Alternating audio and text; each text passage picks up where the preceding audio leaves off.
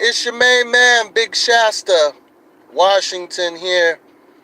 I wanted to go live. It's been a long time since I've went live, but I wanted to go live today because there's so much that's been going on. So much time has been lost. Man, it's time for me to get back in the groove of things. So I'm gonna start off with um, some basic life stuff that's been going on. I've been sick. I'm still fighting this sickness that I have every day and keeping my prayers strong. And thank you for everybody out there who's been praying for me, who's been, rooting for us. I appreciate it. So thank you for that. On the second note, I kind of want to talk about a little bit about some things that have been going on in my personal life with raising my child and the real world. Earlier this morning, there was an officer who was driving around my complex where I live or where I'm staying at, and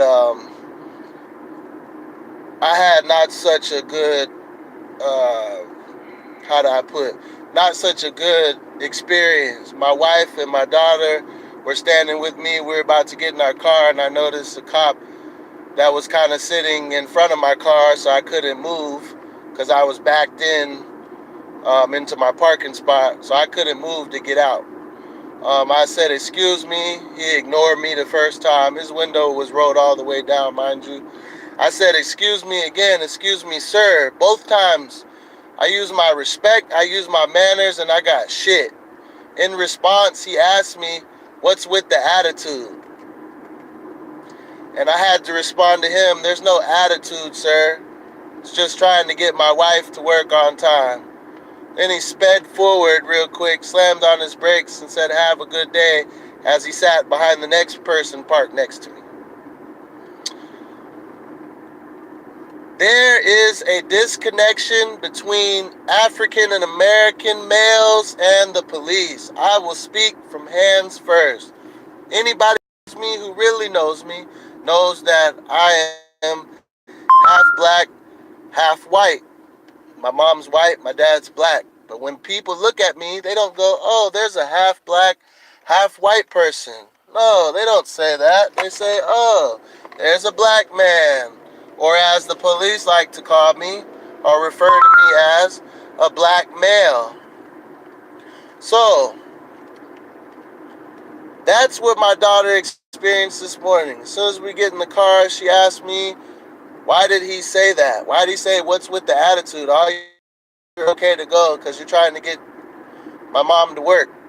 I said, "Well, that's what you don't know and that's what you don't understand. There's a lot of that stuff going on. And I could have been a jerk or an asshole, but I chose not to.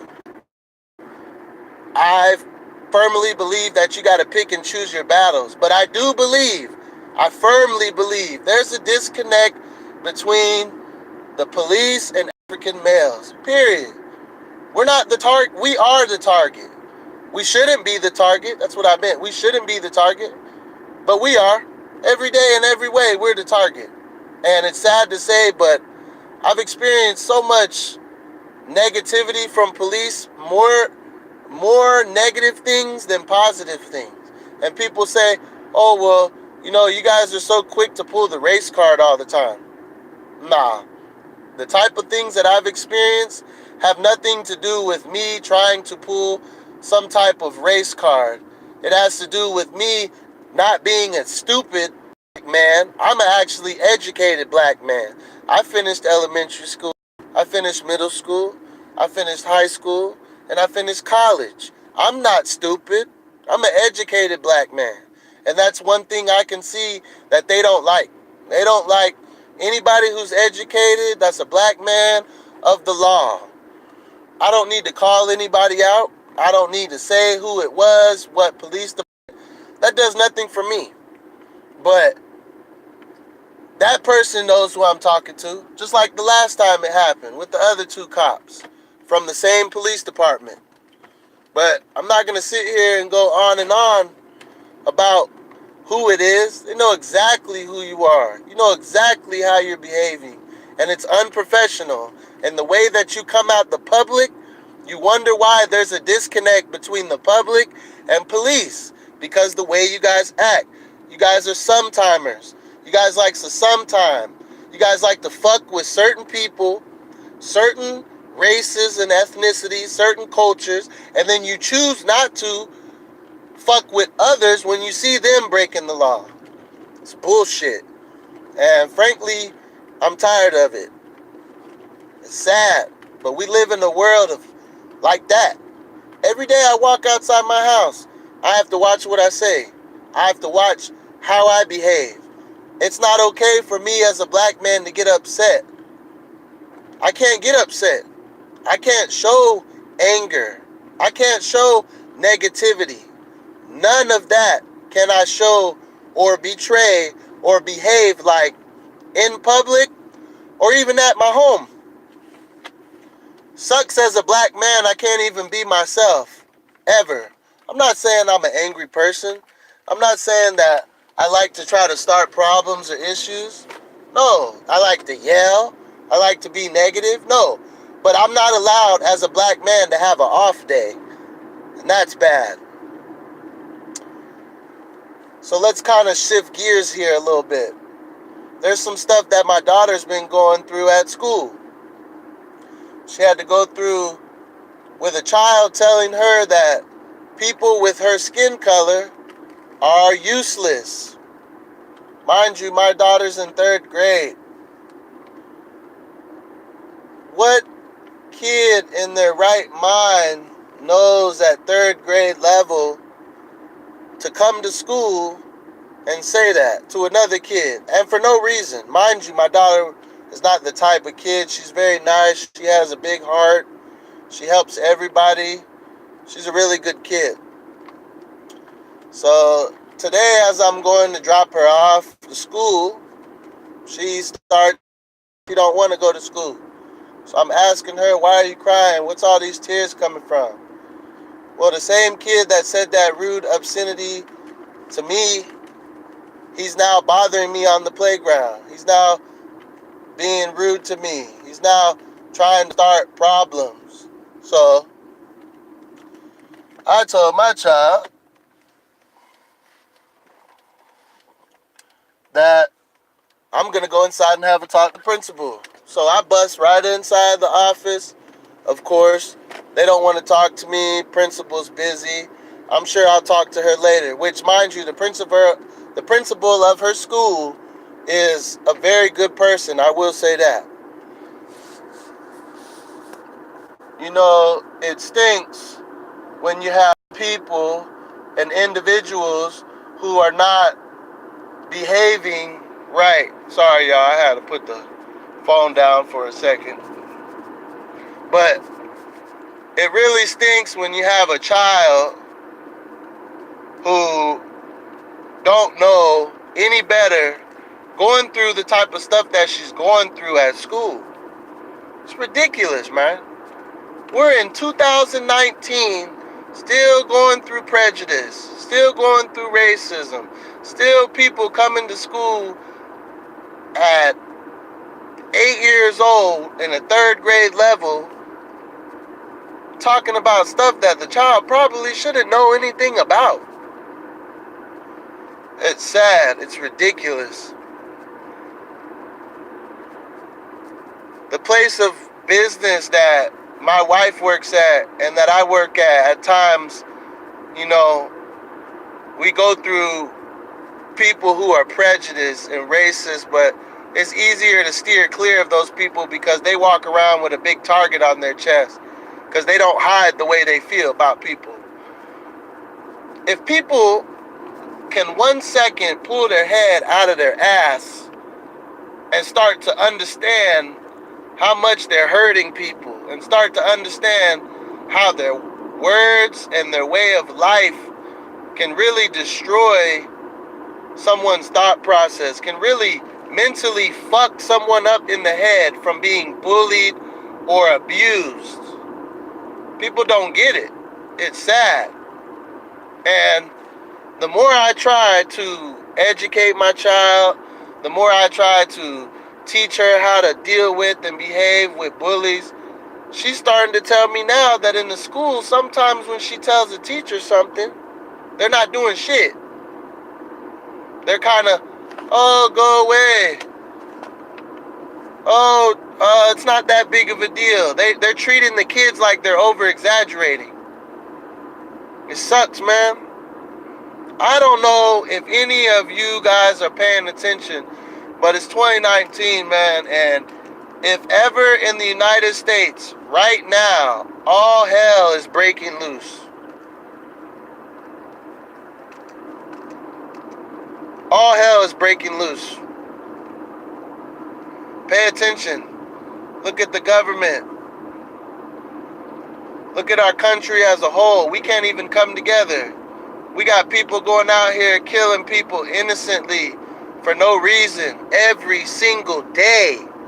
All this crime that's being committed for no reason happening every single day. We need to come together.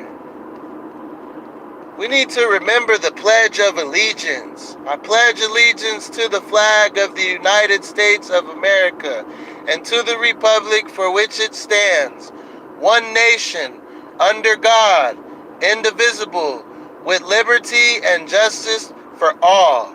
Right there at the end, with liberty and justice for all. We can't get that. And it's sad. And we're going to keep going through the same things. We're going to keep having problems. We're going to keep having issues. This is not going to stop until we as a nation can pull our heads out of our ass and start acting right. Treat people the way you want to be treated. It's simple. It's not hard.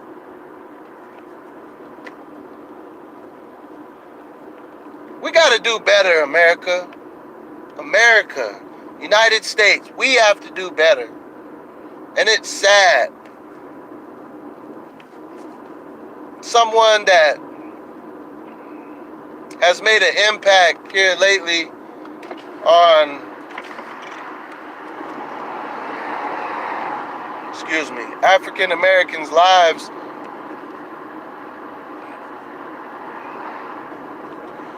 It just killed that man in LA. I honestly don't give a shit what the reasons were. It's none of my business. But the fact that you did that man like that in front of his family, in front of his place of business, where he works, taking pictures with his people. Whoever did that shit, may God have mercy upon your soul and your spirit. Took that man's life from him. I'm referring to Nipsey Hussle. But you know what? I'm slowly beginning to start to understand all aspects of life. Why people do what they do. Why people behave the way they behave. But I do know one thing. Whether you're a good person, you're an angry person, you're a sad person, you might be a mentally fucked up person, we gotta come together, y'all. Gotta stop working against each other. Every chance we get, I see people working against one another, calling the cops on each other, trying to put each other in jail, trying to fight one another, trying to start issues at home with people, trying to cause all kinds of mayhem and negativity. And to me, it doesn't make sense. I was raised to treat people how I want to be treated. Simple. I remember many a time, I remember catching attitude with maybe my older brother and my older sister, or trying to have problems. And I had to stop and think to myself, wait, the way I'm treating them, is that the way I want to be treated? No. So you got to put yourself in check. That's what we got to start doing. Putting each other in check. But put yourself in check first before you try to go put somebody else in check. I want to leave you guys with this, man. Something I've been really thinking about. It's been on my heart. It's been on my spirit. Right?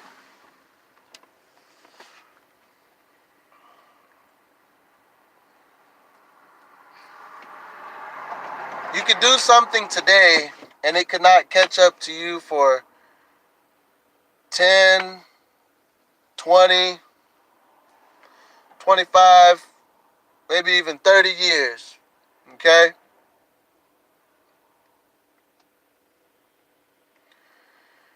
Be careful what you do today, because it can come back and bite you in your ass tomorrow. Be vigilant. Stay alert. Be careful. You know, nowadays I'm more nerve-wracked than anything, you know? That's a shame. I'm scared for my family members. I'm scared for my wife. I'm scared for my daughter of the type of shit that they got to deal with, or type of shit they got to go through because of the type of people out here, man. It don't sit right with my spirit. You know, you would think as we lose more people, as more people go on to be with God, as more stuff happens, you would think people know how to act, right?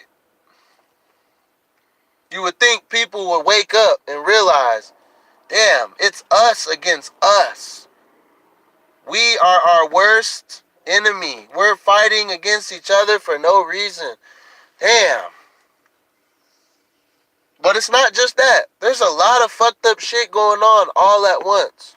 It's racism going on, prejudicism going on, slavery going on, people being taken from their families, people coming into the country illegally and committing crime. There's all type of shit that's always going on at all times. But we can do something about it. We got to condense the shit. Less shit will be happening all the time. We always got some fucking bullshit going on, and we're always against each other, and it's turned into hell and mayhem. I don't feel safe when I leave my house. Every day I leave my house, I'm watching my back. I'm watching my 6. I'm watching my 1. I'm watching my fucking 9 and my fucking 12 and all that I'm watching. Because I don't know who might try to snuff me out. Who might not like me? Oh, I'm going to come take that punk ass's life today. It's sad, man. And it's sad, but we can either stay stuck in this sadness, stay stuck in this negativity, stay stuck on stupid, keep fighting one another, keep killing one another, that's what they want us to do. Or we can pull our heads from our ass and get right. 2019, this is my motto. Pull your head from your ass and get